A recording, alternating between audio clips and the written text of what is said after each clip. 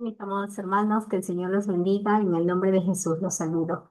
Gracias damos porque podemos reunirnos una vez más para poder aprender su palabra, que es tan importante para nosotros. Solo la palabra de Dios es quien nos ilumina, nos muestra el camino que debemos seguir. Vamos a orar para poder pedir la dirección de nuestro Señor. Amén. Exaltamos tu nombre, Rey del cielo y de la tierra. Eres bueno en gran manera sobre nosotros. Ante ti, Señor, venimos reconociendo que es usted, Señor, nuestro Dios, quien guía nuestros pasos. Ante usted venimos, Padre eterno, en el nombre de Jesús, pidiéndote, Señor, que tu palabra se cumpla en nosotros, que podamos crecer a la medida, a la estatura, a la plenitud de Jesucristo. Pero esto no lo podemos hacer, Señor, si seguimos con nuestras propias ideas, con nuestros propios pensamientos. Enséñanos, Señor, redargúyenos, corrígenos, Señor. Hagamos las cosas, Señor, conforme a tu corazón, Padre eterno, que está revelado en tu palabra. Gracias, Señor. También queremos orar, Padre eterno, por nuestro país, por las cosas que están sucediendo. Señor, tú eres el soberano, tú eres el que nos sostiene. Venga quien venga, gobierne quien gobierne. Eres tú el Señor de esta nación y en ti confiamos, Señor. Trae a la luz todo lo oculto, que se haga justicia y que el hombre aprenda, Señor. Es usted el que con cosas tan sobrenaturales, Señor, hace justicia en medio de este mundo, Señor. Que su nombre sea exaltado y que su iglesia no se canse de proclamarlo, Señor. De proclamar su verdad, de proclamarlo a usted, bendito Dios. Que no nos sumemos a la cultura de este mundo, sino que seamos, Señor, verdaderos seguidores tuyos. Gracias te doy, Eterno. En tu nombre oramos, Jesús. Amén y amén. Muy bien, mis amados hermanos, ya la semana eh, pasada nosotros estábamos mirando acerca de juzgar, y justamente continuando con este pasaje vamos a mirar esta pregunta con la que comienza el versículo 7 sobre sufrir el fraude y el agravio.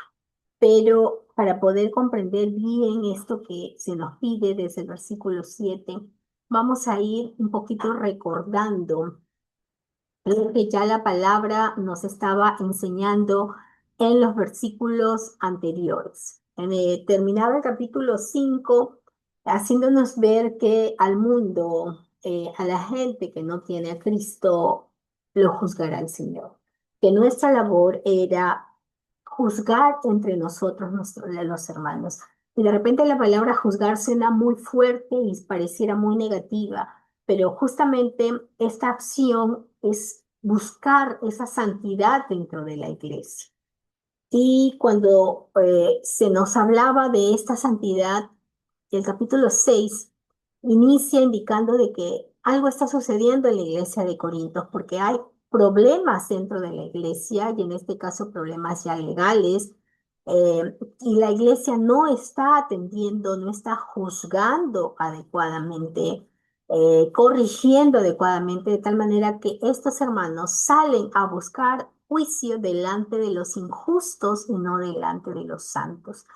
Y esto era un problema, mis hermanos, porque en la antigua iglesia de Corinto, en la antigua Roma, los juicios se hacían en las plazas públicas, en mercados que tenían sus plazas públicas, donde se congregaba todas las personas, muchos por curiosidad se acercaban a escuchar al juez y a las personas que estaban involucradas. Y se imaginan ustedes a los cristianos llevando todo esto a las plazas públicas, ¿no? Hermanos con dificultades que no habían podido conciliar, perdonar, lo llevaban ante un juez y se exhibía delante de estas personas que no tienen temor de Dios todas las cosas que sucedían internamente entre ellos en la misma iglesia.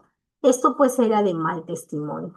Y no es que el Señor prohíba el que se haga justicia, eso no es, mis hermanos. El problema aquí es que se estaba llevando estas acciones fuera y en el versículo 5 justamente Pablo pregunta, ¿no hay entre vosotros ni siquiera un sabio, una persona que pueda juzgar? Y es que se entendía, como a veces también nosotros lo hemos entendido, que juzgar implicaba criticar, ser criticones, condenar a la persona como si fuese uno Dios, un juez supremo, imponiendo nuestras opiniones personales, buscando a ver quién falla, y eso no es juzgar. A la luz de la palabra del Señor, juzgar es discernir las situaciones que se presentan. Si hay una situación que se está presentando, cómo nosotros podemos mirar más allá de la apariencia de esa situación y podemos ver qué hay detrás. Pero eso no es una acción natural, es una acción sobrenatural que la hacemos guiados por el Espíritu Santo. Por eso si vivimos en la carne, y es lo que es posible que esté sucediendo, porque justamente versículos antes Pablo hablaba de algunos que vivían según su carne.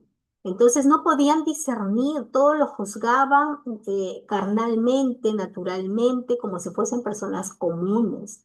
Entonces, discernir implica tener una comunión con Dios para poder evaluar aquellas situaciones a la luz de la palabra. La palabra de Dios es como nuestro reglamento de leyes y de normas, así como los jueces para dar una ley, una norma, para dictaminar en un juicio, utilizan la ley y no salen de ese marco de la ley. Nuestro marco es la palabra de Dios y nosotros debemos juzgar las situaciones a partir de la palabra de Dios. Pero tomar acción, no solamente decir, mira, no, tomar acción, juzgar, ya a veces llega a este punto, ¿no? De que se tienen que corregir, actuar, no solamente llamar, hablar, sino también actuar. Entonces, eso es lo que se está observando en la iglesia de Corinto. Dice Pablo, no hay un sabio entre vosotros que pueda juzgar, de tal manera que el hermano con el hermano pleitee en juicio y esto ante los incrédulos. La sabiduría de la cual se jactaba la iglesia de Corinto era una sabiduría natural, no una sabiduría divina, era más una sabiduría animal que está más asociada con conocer, con comprender, con decirse inteligente, que maneja la ciencia generalmente de este mundo. Incluso se puede decir que conoce la palabra de Dios, pero esa palabra está aquí en el intelecto, no ha bajado a su vida, a sus obras, a su actuar, a su obedecer a Dios. La palabra dice que el principio de la sabiduría es el temor de Jehová. ¿Y quién puede temer a Jehová? Aquel que en comunión con Dios entiende quién es Dios y somete su vida y su voluntad al Señor. Pero cuando no tenemos esa comunión, prima nuestra naturaleza, nuestra carne. Ay, pero es que yo quiero, yo necesito, pero yo pienso, pero es que yo y siempre yo. No hemos sometido nuestra voluntad a la voluntad de Dios. Y así es donde comienza el capítulo 7, donde dice, así que por cierto, es ya una falta entre vosotros que tengáis pleitos entre vosotros. Y aquí viene esa pregunta tan retadora, ¿por qué no sufres el agravio? ¿Por qué no sufres el ser defraudado? Y cuando nosotros hablamos de defraudado, la palabra habla de ser víctima de un fraude. Miren qué tremendo, ¿no? En la iglesia hay pleitos. Esto que estamos hablando no es de un cristiano contra un gentil, contra una persona que no conoce a Cristo, contra una persona secular, no. Ese es un problema dentro de la iglesia. Entonces ya Pablo dice, es una falta ya que entre vosotros haya pleitos. ¿Qué es esto? ¿No? Entonces, pero si hay estos pleitos, en vez de estarlos llevando a la calle, a un tribunal secular de una persona que no conoce a Cristo, ¿por qué no sufres el agravio? ¿Por qué no sufres el ser víctima de un fraude? O sea, acá hay dos aspectos muy importantes.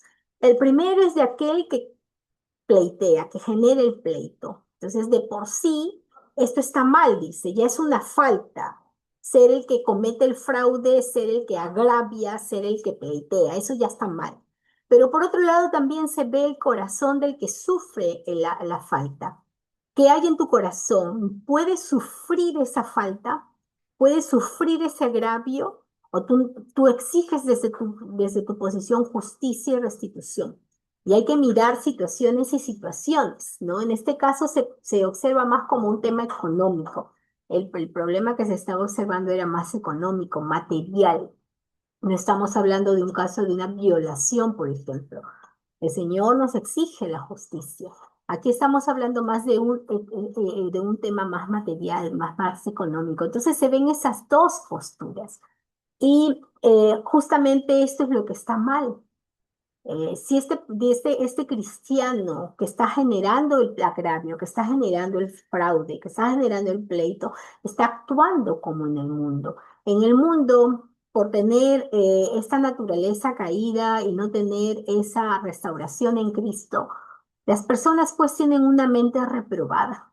Como dice Romanos 1, 28, 29, están atestados de toda injusticia, maldad y avaricia. O sea, es natural hacer este tipo de cosas. Eso es para el mundo. ¿Por qué esto lo hace un cristiano? En el mundo llenan su boca de engaños.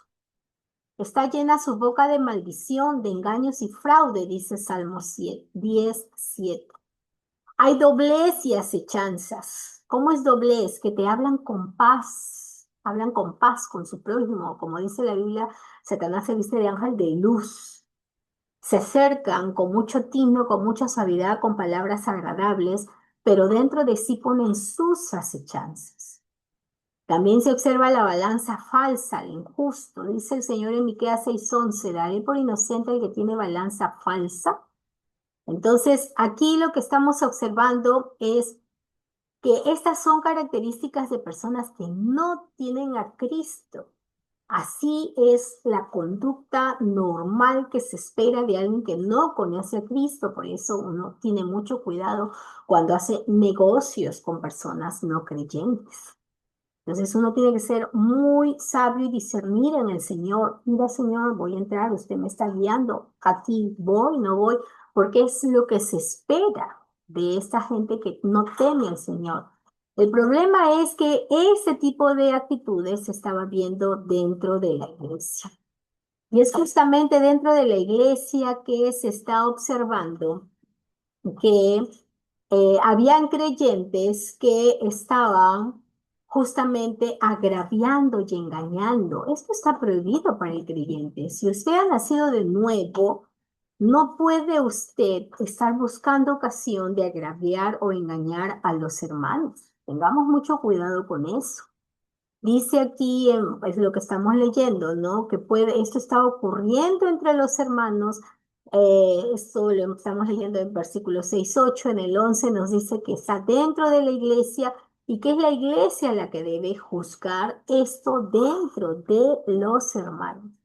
Entonces, si usted está dentro de la iglesia, pero dice, yo tengo necesidad, y por esta necesidad no está mal que yo tome tal cosa, que si tengo ocasión de coger más y aprovecharme de algún hermano, eso tiene que cambiar en su estructura mental. Usted sigue con el pensamiento de una persona no creyente, de una persona que no tiene temor de Dios. Ya hemos visto los versículos anteriores. Dice el Señor que no tomará por inocente al culpable. Entonces, si estamos en Cristo, somos nuevas criaturas. Entonces, por un lado tenemos al que pleitea, el cristiano que todavía está teniendo esas conductas indecorosas, y también tenemos a la víctima al que el Señor le dice, ¿por qué no sufres este agravio? Y el Señor a través de Pablo nos habla de algo que él mismo vivió en su carne. Jesucristo sufrió el agravio, la vergüenza, el dolor, la persecución. Todo lo sufrió y eso es lo que nosotros también tenemos que ir entendiendo. ¿En qué medida usted puede perdonar al que le ofende? Perdonar al que le debe, ¿no? Por la causa de Cristo.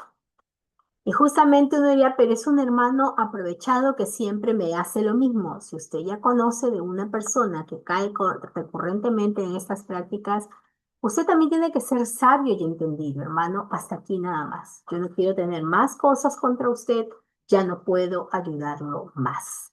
Marque los límites, marque el estate quieto acá y recuerde que si esta conducta es persistente, usted, conforme dice la palabra y lo hemos aprendido incluso el día domingo, hable con el hermano. Si no lo entiende, busque a dos o tres testigos. Si no lo entiende, hable con los ancianos de la iglesia. Si no lo entiende, ya será tratada esa persona como un gentil, como un publicano, porque hay mucha gente que está dentro de la iglesia, pero no sabemos cómo está su corazón.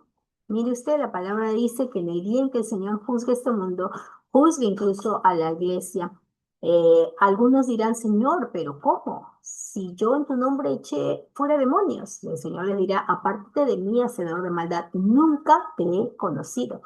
Porque hay dentro de nosotros personas que vienen por distintas razones, pero no están realmente sujetos a Cristo. Cuando nosotros estamos en Cristo hay transformación. Si una persona se dice ser cristiano, pero su vida no es transformada, algo está pasando allí. No es una realidad Cristo en su vida. Entonces eso es lo que nosotros también debemos tener cuidado. Primera de Corintios 6:8 vuelve a repetirnos, pero vosotros cometéis el agravio, es decir, haces daño, tratas injustamente, ofendes y defraudáis, es decir, quitas lo que es justo a otro, engañas y aprovechas, y esto a los hermanos. Contra un creyente estás hiriendo el cuerpo de Cristo y traes deshonra al Evangelio. Justamente, mis hermanos, repito, hay dos personas involucradas. Aquel que se dice ser cristiano y agravia y defrauda, y aquel que es la víctima. El que está siendo defraudado, Pablo, el Señor a través de Pablo dice, sufre eso, ¿no? Hay formas y has establecido procesos para juzgar dentro de la iglesia. Sigue esos canales. No te vayas a pleitear al mundo. Sigue esos canales que ya se han establecido para que ese hermano que está sufriendo haciendo el agravio, el fraude, pues pueda ser juzgado, ¿no? Dentro de la iglesia. ¿Y qué le dice a aquel que está cometiendo esto? Pues bien dice, ¿no sabéis que los injustos no heredarán el reino de Dios? Es lo que venimos diciendo. Tengamos cuidado. Algunos están dentro de la iglesia y piensan que por asistir los domingos ya son salvos, pero sus vidas no están siendo transformadas. Los injustos no heredarán el reino de Dios. No erréis, dice, no te equivoques. Los fornicarios. ¿Quién es un fornicario? La palabra griega original acá es porneia. Originalmente hemos pensado que fornicación es toda relación sexual entre solteros, pero no. La palabra es muy amplia, implica relación sexual ilícita en general, inmoralidad o impureza sexual. Por ejemplo, hay hoy en día que está muy común el tener perros, gatos, y que los tienen como hijos, que eso está mal. Incluso hay algunos que ya han buscado casarse con sus mascotas, teniendo relaciones con sus animales. Entonces, esto es la zoofilia. Ese es porneia, una relación ilícita y moral. Se habla, por ejemplo, de los países musulmanes donde los adultos se casan con niños, niñas de 9 años, ¿no? Ya están teniendo relaciones sexuales con ellos. Y bueno, dentro de su cultura, ellos lo aceptan, aunque esto es perverso, ¿no? Y eso se le llama la pedofilia. Entonces, eso es una impureza sexual, es una inmoralidad, eso es pornella. Entonces dice, no te equivoques, ni los fornicarios, ni los idólatras, que ya hemos hablado mucho de los idólatras, aquellos que tienen sus dioses, no solo una imagen, sino tu riqueza, puede ser un dios también para ti, ni los adúlteros, aquellos que estando casados están en relaciones ilícitas fuera del matrimonio. Incluso ya lo vamos a ver en capítulos más adelante acerca del divorcio, que es muy común en la iglesia, que hay cristianos que se divorcian y que luego quieren volverse a casar.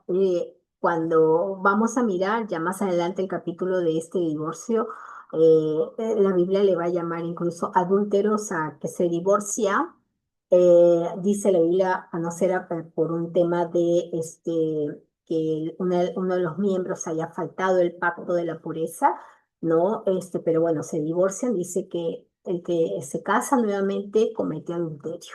Entonces lo vamos a ver luego, pero también están, dice, los adúlteros, quienes más los afeminados. La palabra aquí en afeminados para el original es malakoi, que significa suave, delicado, blando.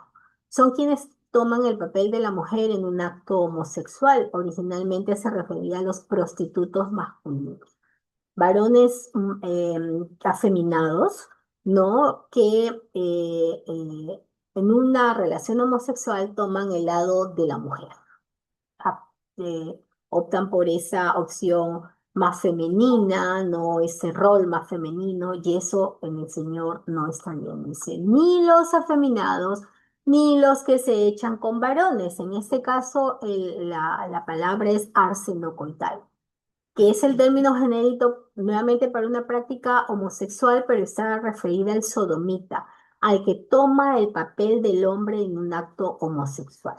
Entonces, tanto el afeminado como el que se echa con varones, el malacoy o el arsenocoitai, ambos son relaciones homosexuales que ante el Señor son pecado. Miren, está dentro del mismo rubro del idólatra, del adúltero, del ladrón, o sea, algunos dicen somos homofóbicos porque hablamos en contra de la homosexualidad. La homosexualidad es uno de todas esas condiciones que están lejos de Dios y que si no tienen restauración en el Señor no entrarán al reino de los cielos, como lo es un ladrón, como el que toma aquello que no le corresponde.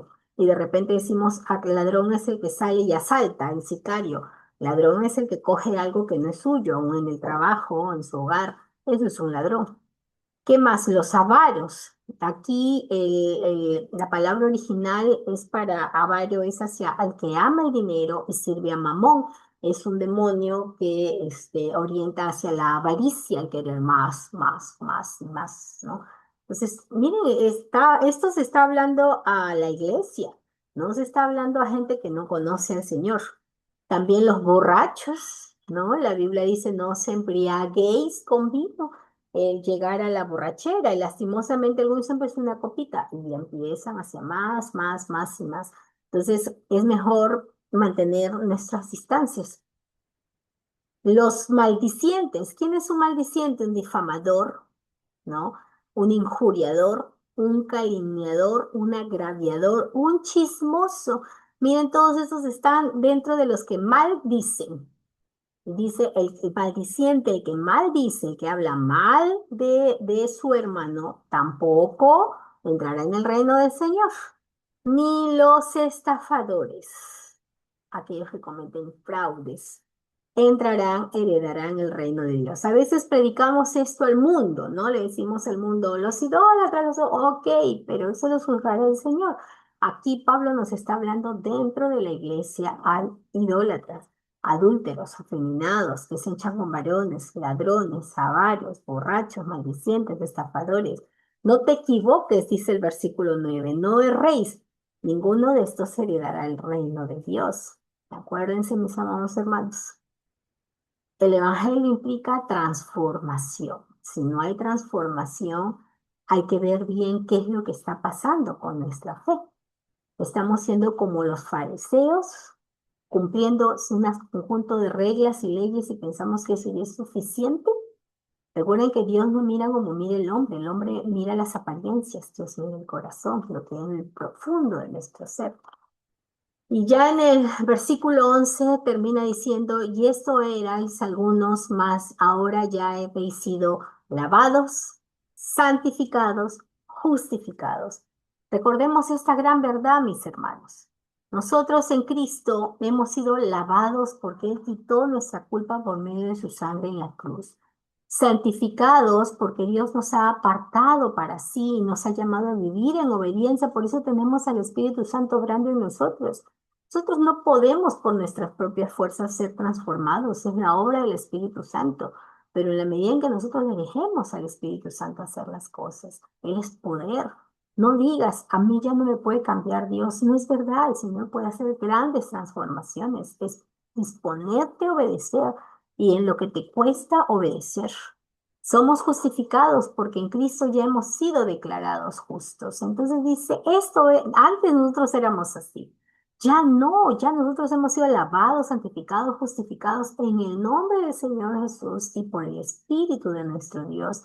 Vivamos, vivamos en esta realidad, vivamos en este mandato que el Señor tiene para nosotros. La voluntad del Señor es que nosotros nos podamos arrepentir de toda injusticia. Si está en nosotros, debemos perdonar y buscar la reconciliación para vivir en santidad como hijos de Dios. Más adelante vamos a ver que Pablo va a decir, ¿por qué vuelves a caer en la esclavitud del pecado? Si ya el Señor te lavó, te limpió y te justificó, ¿Por qué vuelves a caer en la esclavitud del pecado? Somos hijos de Dios, vivamos en la libertad en la que hemos sido llamados. A veces la cultura de este mundo se impregna en nosotros y queremos actuar como el mundo actúa, y eso muchas veces es porque estamos alimentando nuestras cabezas con la cultura del mundo y no con la palabra de Dios. Cuando nosotros llenamos nuestras mentes con la palabra de Dios, distinguimos qué es lo que está bien y qué es lo que está mal. Si usted se llena la cabeza, los pensamientos, solo con la cultura de este mundo, todo esto le parece normal, cuando ante el Señor no es lo correcto. No vivamos como antes, sino como nuevas criaturas en Cristo Jesús. Amén. Gracias al Señor por esta palabra. Vamos a dar gracias y vamos a terminar orando. Amén. Te bendecimos, Señor, en el nombre de Cristo Jesús. Usted es grande y bueno, que nos trae esta palabra, Señor, para seguir purificando nuestras vidas, ayudándonos, Señor, a entender cómo es ser cristiano, Señor, que es vivir delante de usted, Señor. Es cierto que aún en medio de nosotros y aún nosotros en algún momento hemos cometido estas faltas contra nuestros hermanos. Perdónenos, Señor, límpianos, Señor. Ayúdenos, Señor, a buscar, Señor, no solo su perdón, sino también arrepentirnos delante de aquel hermano al que hemos fallado. Oh, bendito Señor, sabemos que la cultura de este mundo es muy fuerte para buscar la viveza, la injusticia, pero mayor es usted que está en nosotros, Señor, que nos afirma en lo que es correcto, para poder ser sal y luz, Señor. Si somos igual que todos, ¿cómo podremos alumbrar, Señor? ¿Cómo podemos dejar que su luz alumbre el mundo, Señor? Ayúdenos, Señor, a entender esta verdad. No es mi verdad, es su palabra, Señor, la que ha sido dada. Gracias, Padre eterno. Gracias te damos, Señor. En el nombre de Cristo Jesús oramos de esta manera. Amén.